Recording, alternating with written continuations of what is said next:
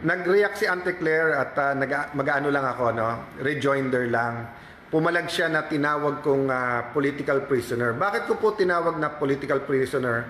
And it's a democracy, no? Malaya naman tayo mag-discuss, okay? I have faith in our justice system. Abogado ko, so whether yan ay Supreme Court, CA, Court of Tax Appeals, yan po ay Sandigan Bayan, yan po ay mga piskalya under the DOJ. Ako'y naniniwala sa system of justice natin. It's not perfect. We're here as officers of the court. We should protect, we should encourage, we should make it stronger. Ang sinasabi ko po, lahat po na weaponize. So, si Senator Jinggoy, hindi ko na ulitin yung napakarami ko nang sinabi. Siya na magsasabi sa inyo, sabi niya, sa tamang panahon, ilalabas niya yung ebidensya na yun nga na kung sumama siya sa kabilang side o sa administrasyon, hindi na dapat siya nakulong. O si Senator Marcoleta, nagkakaisa naman po tayong lahat siguro, karamihan sa atin, karamihan ng lawyers na paano naging plunder yung donation sa eleksyon. Nung isang araw, kinikwento ko nga sa mga kaibigan ko, talagang, alam mo, hindi kami nagkakausap ni Mike Defensor. Nagkita kami sa hearing, pero taon din, hindi kami, minsan to common friends, kamusta kayo, ganyan, pero hindi kami nagkakausap, no? Madalas kami magkausap nung speaker pa ako, and then yung last, hanggang 2022, after that, you know, busy siya, busy ako, may kanya-kanyang mga gawain, lugar. But sabi ko nga, nung kinulong siya, bakit plunder din yung sa kanya? Let me explain that to you guys, ha. So for example, may kandidato, wala pang campaign period, iikot sa buong Pilipinas, 1 million kayo na nag-donate ng 50 pesos para yung sa pangmerienda niya, pamasahe, etc. So plunder ba yon? Tapos lahat na nagbigay ng 50 pesos, plunder yon.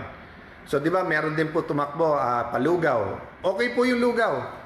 Kasi nakakatulong na yon, tapos maganda yung symbolism, tapos ambag-ambag.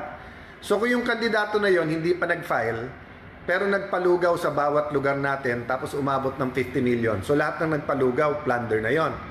So makikita nyo po, iba pa yung kay Senator Marcoleta, iba pa yung kay Mike Defensor. Paano naging plunder yung kay Mike Defensor?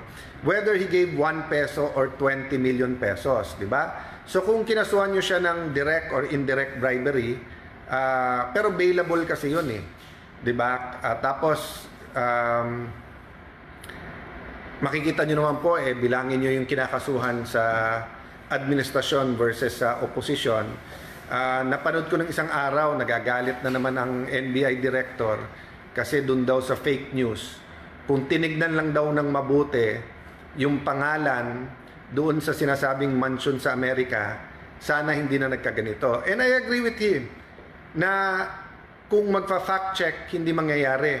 Pero ang problema kay Director Matibag, hindi niya ginagawa yung sinasabi niya. 'Di ba? What he preaches, he doesn't act on. Why? Bilangin niyo nga lahat ng press release, lahat ng pinagsasabi niya about the SEA Games, hindi daw liquidated o nakita niya, iba't ibang ahensya fully liquidated. Yung amounts na binibigay niya pa iba-iba. Tapos mali-mali naman pala. Tapos si ganito involved, bakit ganito, bakit ganyan. Kung nag-imbestiga ng tahimik at nag-fact check, hindi mali-mali, 'di ba?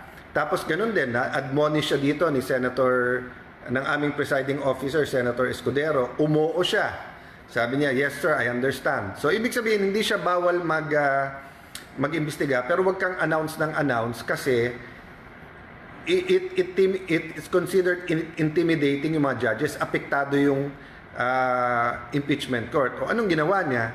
Sunod-sunod pa rin yung announcement, hindi ko isa-isin. But yun, Ate Claire, ang panuurin at tignan mo.